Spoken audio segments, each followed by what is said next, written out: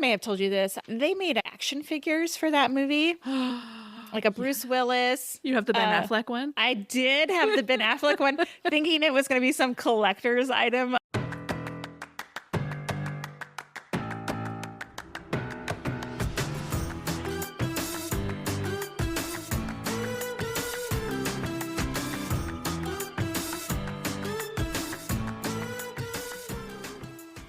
Hey everybody, welcome to Girls Gone Hallmark, a Hallmark review podcast. I'm Megan. I'm Wendy. And today we're recapping The Way Home, episode 5, Don't Dream It's Over. If you'd like to connect with us outside of the podcast, we'd love to have you follow us on Instagram. We are both at Girls Gone Hallmark and at Megan and Wendy. You can also jump into our Facebook group, Girls Gone Hallmark, on Facebook. I will leave a link to it in our show notes. We'll just have one note before we do a synopsis. Tell me. Is it weird that the title of this song is from 1986? Thank you for looking that up, because I did see it was a Crowded House song, and then I thought that song wasn't popular in the 90s, but I didn't look any further. I think it would be hard to source like all 90s songs. No, probably not. Here, let me make you a list. Alternate titles for episode 5. Oh my God, we should do that. But like, honestly, this is called Don't Dream It's Over. Like, what does it have any relevance to do with the episode? I mean, I guess the divorce. Kat and Brady relationship. Yeah. Well, goodbye. It should be like, leave, get out. You know that song? But I think that was the early aughts. Move. So. Is that? That could be from the late 90s. Okay. Let me get you a synopsis. Really quickly, this episode is coming out a couple of days late. Wendy, do you want to tell the people why? I broke my ankle and I'm fully immobile right now. So I'm sitting on my couch with my foot up and in my makeshift podcast studio. Yeah, the morning we were supposed to record this, I get a text from Wendy and she was like, "Can you come over? I fell in the garage." I fully needed like a help. I've fallen and I can't get up. You needed a life alert button. I fully see the importance of those things. I will never make fun of them again. No. For the listeners, I didn't have my phone with me and I had fallen in the garage and I had to crawl back into the house. And I text Megan, please come help me. All right. Episode 5, Don't Dream It's Over. Kat and Elliot chaperone the high school's Back to the 90s dance. Alice searches for a piece of her past in the present day. Dell says goodbye to more memories as a local landmark closes its doors. Cool. Can I just say for a minute before we get back into the recap here, the closing of the movie theater was quite sad because it's happening all over the place, right? Mm-hmm. And not like my movie theater is not some like landmark that's been there for a bazillion. Well, how was it? 30 years? I think they said it's how long the Roxy had been open. But like, it's so sad to me. Yeah, these small local businesses. Yeah. Going away. Anyway. Well, we open on a happy family kitchen scene. Brady's making a frittata. There's comfortable banter happening. And then Alice wakes up, sees her dad there, and she's not thrilled about the fact that he's in their kitchen. She's super not into Brady right now. And he's charming Dell. The farm looks great, and he wants to help out. And Dell teases him about his manicure. But Dell doesn't have farm work to do today because apparently she can just take the day. I don't actually understand what work needs to be done on this farm. And other than the high schoolers that help out in the morning, anybody else who works there? Yeah, they don't have many farm hands, right? Not that we're aware of. But this is when we find out that Joyce and Jude are selling the Roxy, home of the Blair Witch Project, for estate. And we also hear that Nick might be flying in for their retirement party. And this sets Alice off on a trajectory for this entire episode that makes me incredibly uncomfortable. Super uncomfortable. How are they going to navigate this one? Well, spoiler alert, they don't have to in this episode. Right. Kat asks what Nick's up to these days. And Dell says something about boats. He's been bouncing around from job to job. And Brady wants Alice to hang with him, and she has a flashback of him being super douchey on their double date, and she declines because she'd like to study. Okay, I'm going to stop you here. This is the second time we've seen this particular scene that she was like reminiscing about Brady as a young teenager. And it's the scene where he makes a joke and says, "Do you want to know my blood type? I'm AB, super rare." So what do you, this is now twice. What are we getting at here? Yeah, is there some sort of foreshadowing that we don't know what it's foreshadowing toward? Exactly. I don't know. Good noticing there. Dell kind of pokes the bear. You know, she says, "Oh, well, Elliot's her teacher and all the kids love him." And I brace for one of many snide comments from Brady. And he says, "Yeah, some people really don't stray so far from home." And that earns him a look from Dell. Brady invites Kat to hang, pay their respects to the Roxy, holds her hand in a moment neither woman in the kitchen really seems to love. And then Dell compliment sandwiches Brady. Tells him how nice it is to have him here, but then brings on the Dell charm and tells him not to rock the boat with her signature Dell smile. In other words, GTFO Brady. Yeah, I love it. And then we get the opening title scene, and we have music this time, which is the song for Vashti by Molly Lennon playing. Oh, I didn't catch that. Good. I had to Shazam it. Oh, did you? So what do you think, do you think Dell really doesn't want Brady hanging around? Like, it's just too much trauma for Kat, like, let it go, basically. I do think that. They pull up to Port Haven High School, and Brady drops Alice at school, and Kat is in the front seat. And we see Alice, she's looking at Nick's, what I think is supposed to be his Instagram. And his profile reads, I paused it, he's a boatswain, Boatswain. I had to look it up. It's a member of a deck team, like a boat deck team. Anyway, and all the pictures were of really nice boats and like motorcycles. So like that's what he's into apparently these days. Yeah, no faces. We don't get an image of present day Nick yet. Nothing. So Alice bounces, and then Kat sees Elliot, and she jumps out of the car too because she wants to talk to him, where she confronts him on keeping the secret for so many years. And his reply, which is the same reply I would have had, is like, after learning that you can time travel, this is what you're mad about. I've kept a secret for 20 years, 30 years, whatever. So she's just really hung up on him not telling her. About what? Hold on a second. About the time travel, about the fact that he knew Alice in the past. Yes. But here's the thing. How is he going to say, by the way, your daughter from the future is your current best friend, or even your daughter now is time traveling back to 16-year-old you? There's no way in which he could have had that conversation. It had to happen the way that it did. They would have been like, we're going to call this guy in on a 5150 because he is not well. Right? Yes. There's no conversation you can have. No, Elliot, he could not have had this conversation. No. Agree. Ellie explains he wanted to tell her, but didn't know what he was dealing with. And it was really funny because he kept going like on and on, like with all these like scientific hypothesis or whatever. And her response was like, oh, so many sciencey words. Like, stop, just tell me in like layman's term what this means. Kat's frustrated that learning that 90s Alice was her daughter and that present day Alice must think she's stupid for not realizing. It's a lot of like Kat trying to like come to the realization of like what we're dealing with here. And Elliot is kind of, throughout this entire episode, he's kind of just the calming presence. He's like, look, both of those people, childhood Kat, adult Kat, they're the same person. Focus on the fact that you guys have something really amazing in common. But Kat is not ready to tell Alice that she knows. She's more fixated on the fact that maybe she can change things or fix things with Jacob. And here's where I get a headache, as I do every single time a show, a movie, a book talks about time travel, because it is a hard thing to wrap your head around. And Elliot seems to believe in a singular timeline theory, meaning that everything in the past has already happened. Nothing changes because she was already there.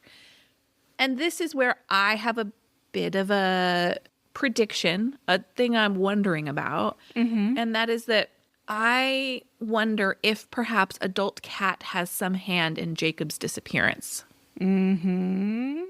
Yes, we talked about this while we sat in urgent care together the other morning. I was like, what if adult Kat took Jacob in 99 and then that's how he disappeared somehow? But then how do you explain it in present day where Jacob is? I don't know. It's a brain teaser. I'm hoping that in the next 5 episodes, obviously I want enough to be open for a second season, but I'm going to need a significant amount of resolution on the current storylines to be satisfied with this season of the show. Agree. There is a moment in the preview where Kat says, what if we were looking in the wrong places? There's just a lot that leads me to believe that there's a reason why Kat can time travel, and it's not simply so that she can view Alice time traveling. Right. Next scene, we are at the point. We don't see Monica at all No this Monica episode. this episode. But Rita and Del are getting coffee, and Byron drops in, and he tells them he's happy that they're friends again. And it was kind of funny because they were like, whatever. You know, their big blowout that they had last episode or the episode before that over the boat thing. But they're like, yeah, we're friends. Anyway, in this scene, Byron asks Del out, and she says no. Yep. Rita actually gives her a hard time about it. Yeah, she says, even though I don't like Byron, I do like you, Del. Yeah. Why doesn't Rita like Byron? Doesn't make any sense to me. Rita's contrarian. I don't think she likes much. Okay. I don't know if you saw it, but the Hallmark Channel put out a bingo card for the way home, and they had a square for Rita. And what I did is I reposted it, but I put Rita-ing Yeah. in the just because I was like, she's such a nightmare. She would be, I think, a hard person to be friends with. Oh, but God. I Totally. also think this scene speaks to it. First of all, I thought it was really interesting. Rita and Del had clearly made up. And I was like, here's Byron, a 60-year-old man who doesn't seem clear on how adult friendships work. But Rita does seem like the kind of person who shows up for the people that she genuinely cares about. That's fair. Women walk into the Roxy, and they're continuing this conversation about Byron, and in walk Jude and Joyce mid-argument because Jude is having a hard time purging and letting things go. This is clearly going to be a little bit of a plot point here, the number of things they've held on to. And Del has a mini flashback of a date with Colton at the Roxy. The next scene, Alice asks Elliot about Nick coming to town, and he advises her not to pursue present-day Nick because he is old enough to be her dad, and it's illegal, and just don't do it. Like, what else can he say to her? She seems so, she wants to see present-day Nick because she has a crush on him in 99, but, I hope he comes and he's, terrible, and she'll be like, ugh, what was I thinking? Yeah, I hate this a lot. On the one hand, 15-year-old Alice is in a little bit of a relationship with this boy, and present-day Alice has a chance to see him. I get it from a 15-year-old's perspective. From an adult's perspective, it's so wrong, and there's so much about it, and we haven't seen the resolution to it, but yikes. Yeah, yikes is for sure. Do you remember back in the day, Dawson's Creek? Did you watch that show? I did. Do you remember in the first season, Pacey was having an affair with a teacher? Vaguely. Gross. Yeah. I can't even believe that was a storyline back then. I don't want it to be a storyline in this show where this 15-year-old is with an adult. I mean, it's a bit of a storyline in 90210 also. I know, as well as Pretty Little Liars, too. Oh. Yeah, I just don't. I don't like it. It's gross. Spencer and Zoe. Hey, Zoe, we see Zoe's you again. back. They're hanging some school dance decor and asks Alice if she's going. And Alice offers up an idea, a theme for the dance, and it should be Party Like It's 1999, which is really kind of cute. She's so hung up on 99 right now. It's a great dance theme, but I also need to point out that prior to that, we find out that they've shot down the enchantment under the sea idea. Do you know what movie that's a reference to? I think it's Little Mermaid. It's Back to the Future. Oh that is the theme my of their day. God, Megan. I've seen That's that movie a time or two. brilliant. Well, I do remember that line and I was like, are they talking about like what's in the pond? Oh. But Enchantment Under the Sea was from Back to the Future. You're right. Interesting. So this suggestion lands Alice a place on the dance committee, and Spencer and Zoe want to set Alice up with a date. And she's like, oh, I'm seeing someone from out of town and he won't be able to be there. It's very much like the fake boyfriend from Canada that yeah. people would make up. Exactly. But she uses his name, Nick, which I think is very interesting. Ooh, that's such a bad idea. I Don't think do so that. too. The whole time I'm like, oh God.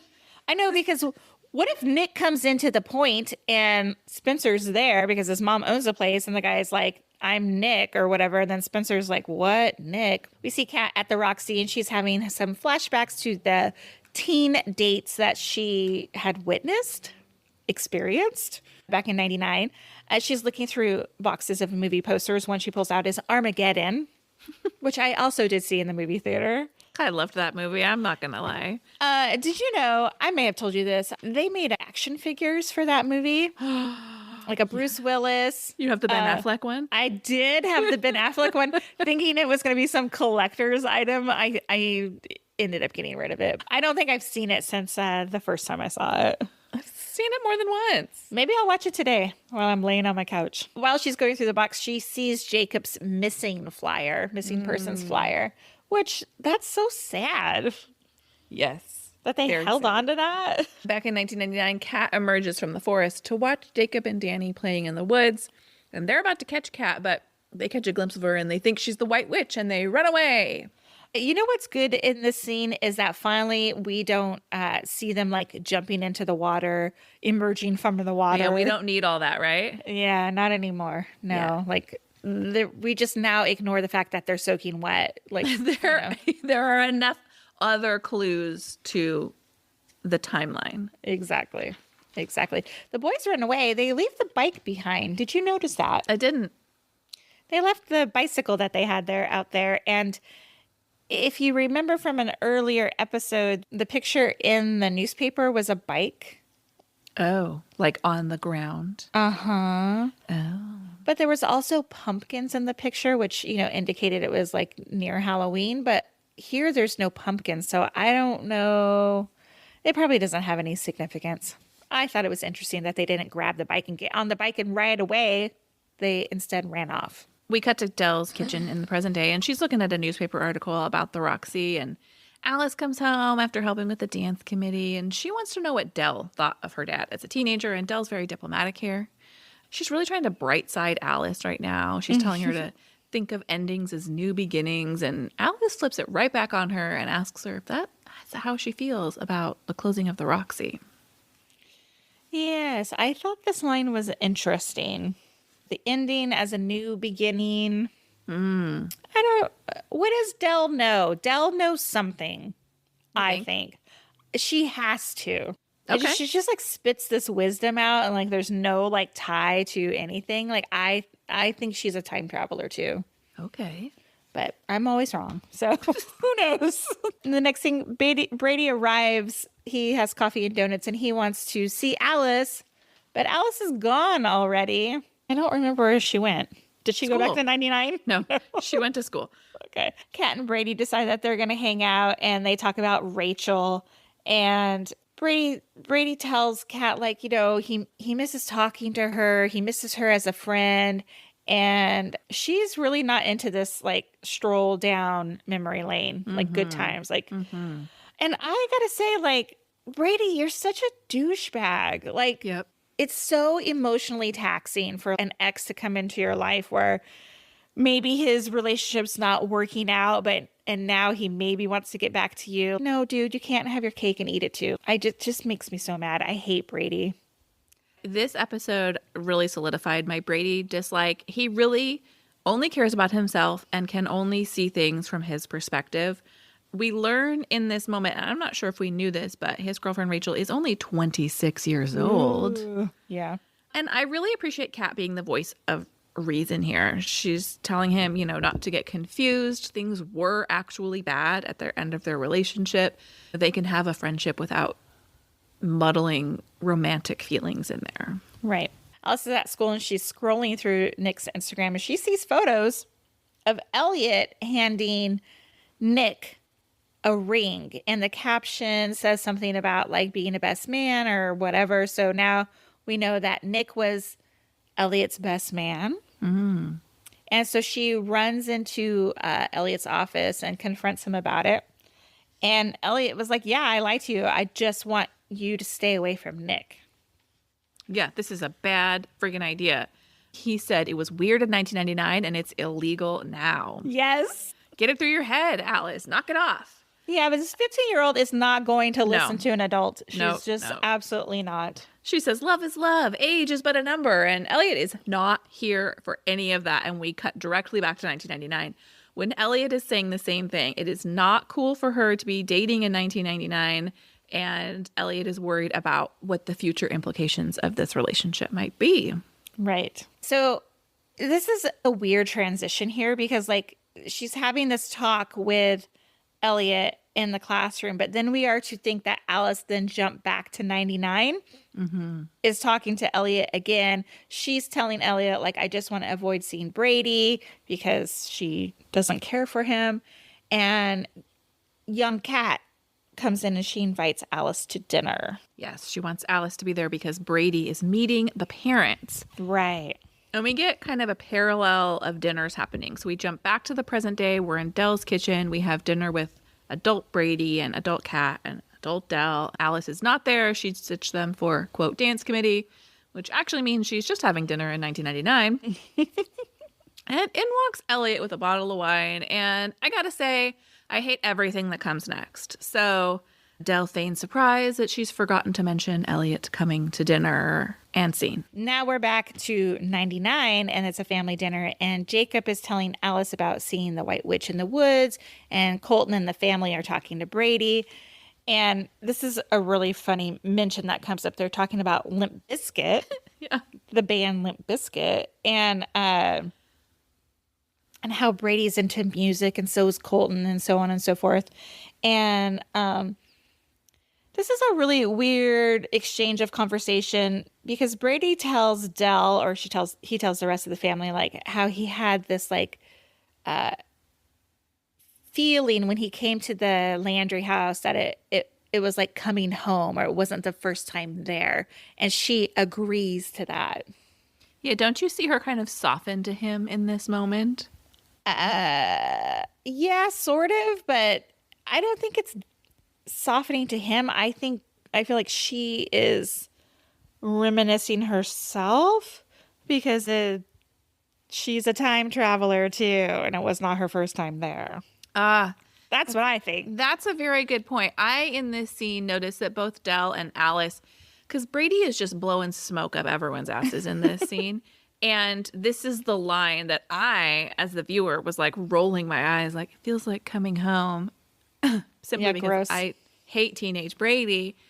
But the reaction that Dell and Alice had was surprising, except obviously Alice feels that way because we know she's a time traveler, and I like your take on that as well. Let me jump back to present day dinner. Brady and Elliot are taking jabs at each other, just sparring verbally. He asks Brady if he still thinks Limp Bizkit is the greatest band of all time, which this is then my next favorite line of the entire episode. He says, well, they're better than Dave Matthews. And Elliot goes, that tracks. I just love it. The writing in this show is really good. Very good. I love that Dell bounces in this moment. She has absolutely no interest in this dick measuring contest that these men are engaging in at all. Yeah. And Kat has a real bad idea and says that they should just open a bottle of wine. And let me tell you what the last thing this group needs to do is to get drunk and lose their filters even further. Right, exactly. So Dell leaves, like you said, and she shows up at Byron's office and basically asks him for a date. Yeah, but this is what's interesting. She brings dinner with her. She just had dinner. I think she took her dinner with her. I don't know. Yes, it's weird. No, she has takeout from Wally's Chip Wagon. Oh, you're right. Oh, yeah, that's weird. I wonder. Maybe she didn't eat. I don't know. Or maybe she was just being, I mean, I could eat twice. But we learn a little bit more about Del's attachment to the theater. And this is not a really surprising information. But, you know, she says she doesn't know what she would have done without Port Haven. And that is a big part of Port Haven. It's a big part of the town. And then she surprises everybody by inviting Byron to the retirement party as her date. Ooh. So now we're back in 99, and Alice, Kat, and Brady are hanging out in Kat's bedroom, which I don't know if I'm comfortable with that as a parent. Anyway, Alice is like not into it. She gets up to leave, and as she's like walking down the stairs, she sees Brady give Kat the bracelet that we saw in episode 1 that she was so angry about and threw into the pond. Yeah, and does it seem to you like it's trying to be that Tiffany charm bracelet that was oh so popular in the 90s? 100%, yes. The box is Tiffany blue. Yeah. So it's a weird vibe because there's like this like pre-makeout vibe going on, and Alice is like, get me out of here. And whether I am the future child of these people or these are my friends, not interested in being there for that. But Alice does soften a little bit at this moment. She does. It's kind of a sweet moment, but yeah. Still have not forgiven Brady in this moment. So just No, I still don't like him. Ugh. Okay. Terrible. Alice leaves and she sees Nick out front and they hang out. She hops in her car and then it cuts back to present day. That's right. Okay. Present day, Elliot and Brady and Kat are drinking wine. It's still awkward. Brady leaves, marks his territory by kissing Kat on the cheek. And Elliot shouts, bye, Brady. Always a pleasure. And then Elliot invites Kat to be his date to the high school dance. Kat teases him, gives him a hard time about a limo and a corsage. And come on, Kat, just don't, right? He says, forget about it. But she said, of course, she says she'll go.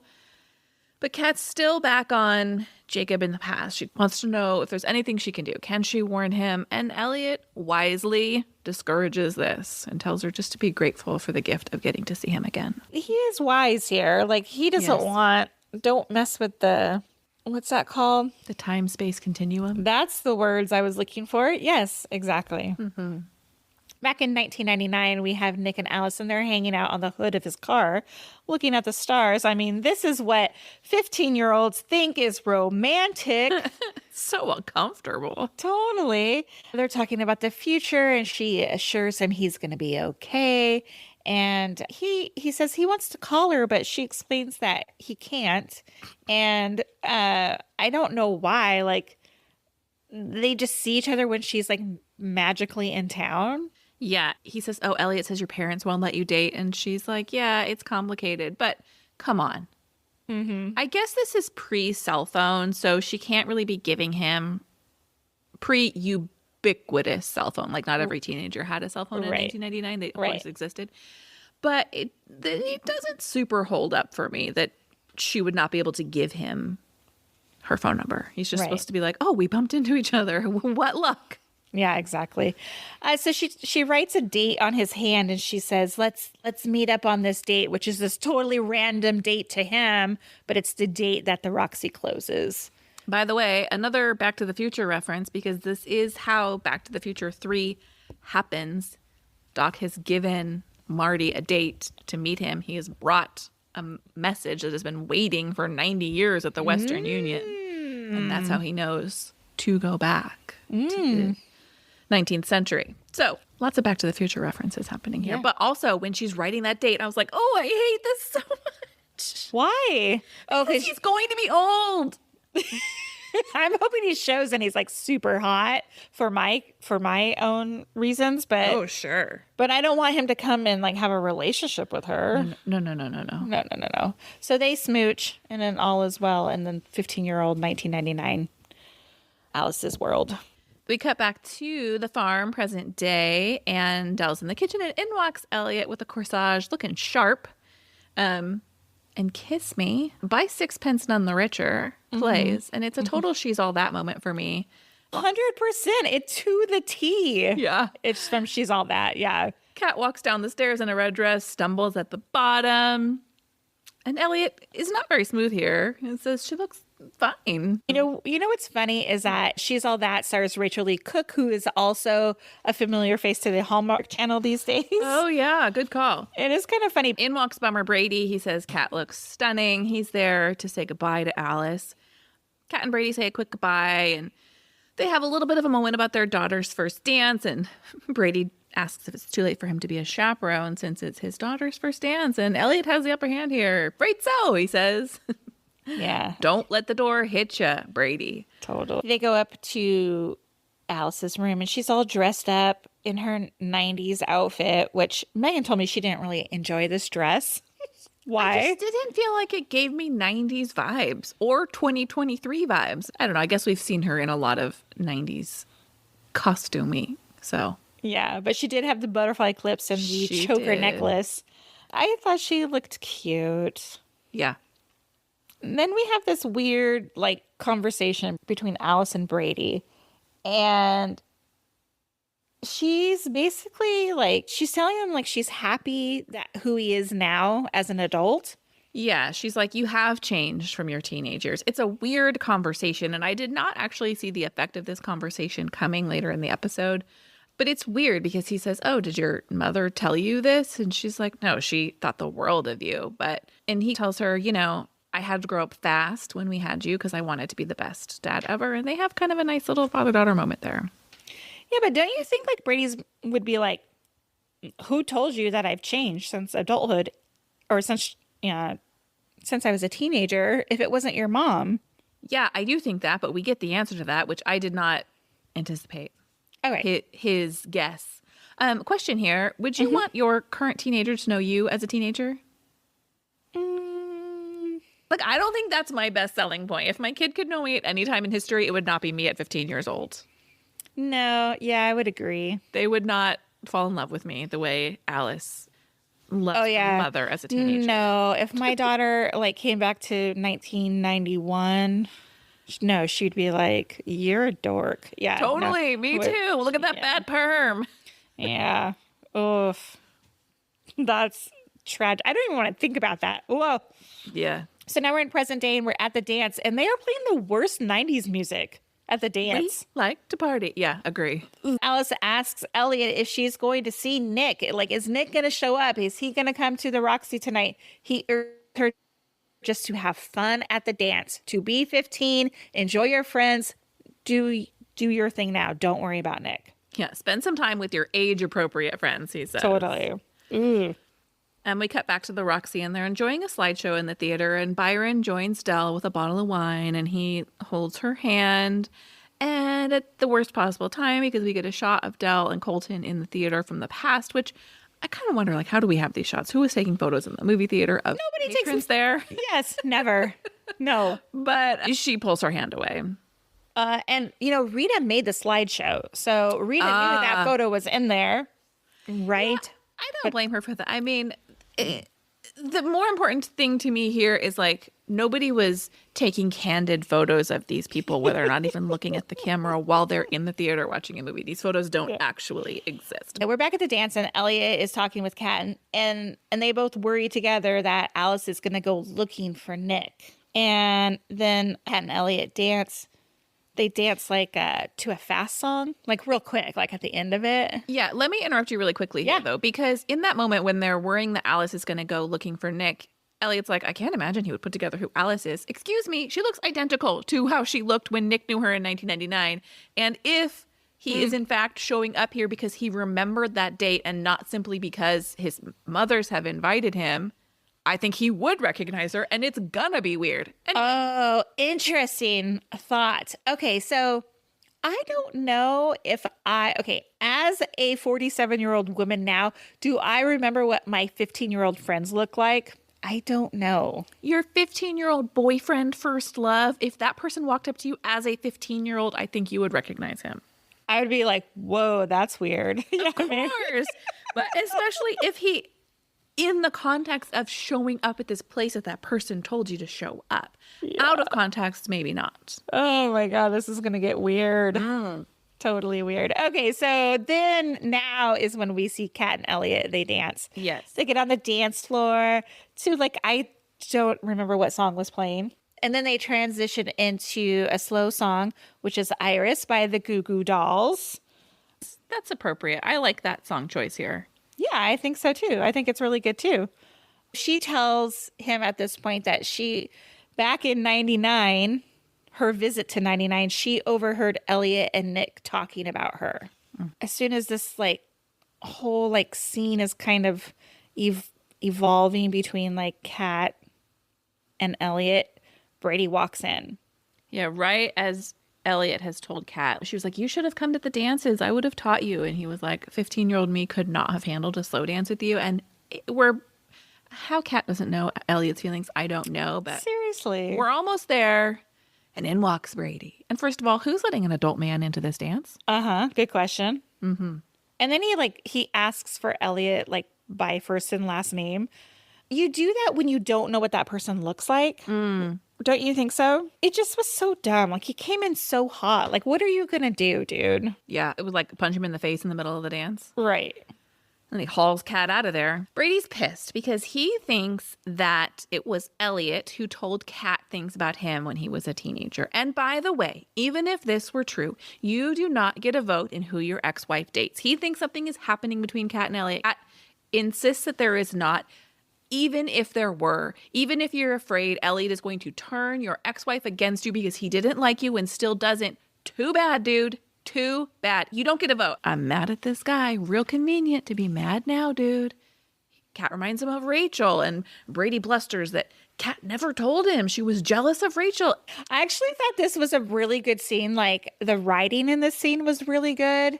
How she was like yelling at him like about how bad their marriage had gotten and how like he didn't like touch her or whatever, right? Everything I just thought she needed. Yeah. Yeah, I thought it was very good. Very like emotionally charged.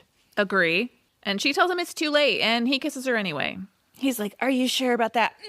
Pulls her at whatever he says. Like, I was like, knew that was coming and I was just waiting for that door in the back to open. There's Elliot. I hate Brady. Yep. Sorry. This cuts to a commercial and we come back to Kat still in tears, pushing Brady away and asking him, what are they doing? They got to move on. Yeah. Alice bounces from the dance and it's really cute. Spencer's like, but we haven't even got to the Macarena yet, which is like obviously a 90s dance. Yep. She heads out and she wants to go to the closing of the Roxy in the hopes that she's going to see Nick.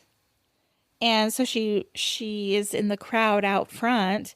And of course now Kat and Elliot are there as well. They're kind of watching over her. Nick's moms are talking about the memories and things changing and especially about if anybody could go back and make changes in time, which is significant here. And Kat pulls out the flyer, Jacob's missing flyer, and end scene. This is a really lovely scene to me. While Joyce and Jude are giving their closing remarks at the end of the party, we see Kat, we see Alice, we see Elliot, and there's no additional dialogue from any of them. But the acting they're doing with their faces is pretty special. And you see Alice's disappointment in the fact that Nick's not there, and you see Kat reacting to her daughter being disappointed and what must be going on with Elliot because, you know, he has some affection for Alice and there's this big emotional scene with Kat. I think it's a really well produced and acted scene all the way around. You know what? I didn't watch it that closely at the very end there. Oh. I will go back and look at it. It's lovely. Okay. Do you have a suggestion for Homie of the Week? For me, it's Elliot. Oh, me too. He's just the voice of reason. He's really there for everybody. He calls Brady on his BS. Mm-hmm. I loved him in this episode. Yeah, so did I. I loved him a lot. I thought he had really good lines. He delivered them really well, like obviously the actor, but the character as a whole, I really enjoyed in this episode. Yeah, I think my favorite scenes in this movie are between adult Elliot and Alice. Their banter is second to none. Agree. They're my favorite duo. Yay. Did you have any noticed in the 90s? I mean, there's so many in this episode. We talked about a lot of them. Yeah, I feel like they hit us over the head in this one. Yeah, it's a lot of music. We talked about all those songs, the Macarena, like you mentioned, the butterfly clips, the Armageddon. yes. What's that guy's name? They did talk about him in that movie where he was like Dr. Evil. Austin Powers. Austin Powers. That's it. We're halfway through The Way Home, season 1. I need more answers than questions going forward. Yeah, I thought this was what I would expect from an episode number 5. It's like right in the middle. It was kind of a transition episode from like the beginning and the end, obviously. So I hope going forward we're going to get more answers. Well, you're going to have to come back for future recaps to find out what questions we get answered. Thanks for listening to this episode of Girls Gone Hallmark. If you love these episodes, we love your 5-star ratings and reviews. And in between episodes, you can always hop into our Facebook group, Girls Gone Hallmark, to talk about all the Hallmark movies and shows that you'd like to talk about. See you next time. Bye. Bye.